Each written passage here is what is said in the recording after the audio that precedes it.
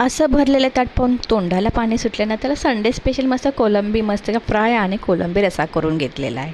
त्यासाठी कोलंबी मॅरिनेट करून घेतले, हळद मीठ हिंग मसाला वगैरे लावून छानपैकी फ्रीजमध्ये 2-3 तासासाठी ठेवून दिली होती. आता ती काढून घेतलेली. त्याच्यासाठी मी मस्त की ओल्या नारळाचा वाटण करून घेतलं. तिथं बघा नारळ खवून किंवा किसून घ्या तुम्ही, मिक्सरला बारीक वाटून मस्त की हळद मीठ हिंग मसाला लावून घ्यायचा आहे.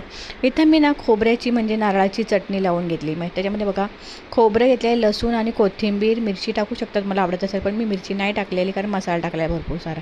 कोकमचा अगळ लागून घेतलेला आहे छानपैकी आणि छान असं वाटण मिक्स करून त्याच्यामध्ये कोकम आगळ हळद मीठ हिंग मसाला पुन्हा टाकून घेतलेला आहे आणि छान असं मस्त मिक्स झाल्यावर मस्त अशी फ्राय करायला घ्यायची. इथे छानपैकी तव्यामध्ये तेल टाकून घेतलेलं आहे आणि लसूण वगैरे न वापरता मस्त की मॅरिनेट केलेली ही कोलंबी तव्यामध्ये सोडून द्यायची आणि छान अशी कोलंबी थोडी ग्रेव्हीवाली करणार आहे कारण मी भाकरीबरोबर खाणार आहे, म्हणजे सुक्की ग्रेव्ही करणार. म्हणजे आता ही कोलंबी फ्राय करताना म्हणजे मस्त त्याच्यावर मी झाकण ठेवून घेणार. ते बघा आता तेलामध्ये मस्त की कोलंबी सोडून दिलेली आहे, तेल मस्त गरम झालेलं आहे आणि त्याच्यामध्ये मस्त कोलंबी सोडून दिलेली आहे.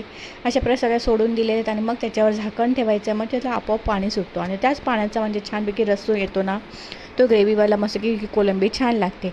थोडंसं पाणी तुम्हाला पाहिजे असेल तर तुम्ही टाकू शकता, म्हणजे मसाले जळणार नाही. थोडंसं पाण्याचा हपका मारायचा आणि छान अशी ग्रेव्हीवाली कोलंबी तयार होते. ही कोलंबी बघा किती छान शिजलेली आहे. आतून शिजण्यासाठी थोडं झाकण ठेवायचं, म्हणजे आतून बाहेरून छान शिजली जाते. आणि असा थोडा रस्सा पाहिजे होता म्हणून थोडं मी पाणी टाकून घेतलेलं आहे थोडा मागून आणि छान अशी ग्रेव्हीवाली थोडीशी मस्त तवा फ्रायची कोलंबी करून घेतलेली. ही कोलंबी करून मस्त भाकरीबरोबर चपातीबरोबर कशाबरोबर खाऊ शकता, अगदी भाताबरोबर खाऊ शकता. आता मी थोडीशी शिजून घेतली आणि थोडा रस्सा म्हणजे पाण्याने आठवून घेतलेला आहे आणि थोडंच मला एवढा रस्सा पाहिजे होता, म्हणजे चपाती वगैरे भाकरी वगैरे बुडून खाऊ शकतो. म्हणून भाकरी मी करणार होती मस्त की मऊसूद अशा उकडीच्या पिठाच्या भाकरी करणार होते, त्याच्याबरोबर ही कोलंबी मी खाणार होती म्हणून थोडा ग्रेव्हीवाला रस्सा बनवून घेतला. अशाच प्रमाणात तुम्ही करून बघा, छान लागते कोलंबी, नक्कीच करून बघा. साधी सिंपल रेसिपी आवडल्यास लाईक शेअर सबस्क्राईब करायला विसरायचा. इकडे भरपूर साऱ्या 14-15 मी भाकऱ्या बनवून घेतलेल्या आहेत, गरमागरम अशा भाकऱ्या करून घेतलेल्या आहेत आणि इथे ताट आपला तयार झालेला आहे. कसं वाटलं कमेंटमध्ये सांगा.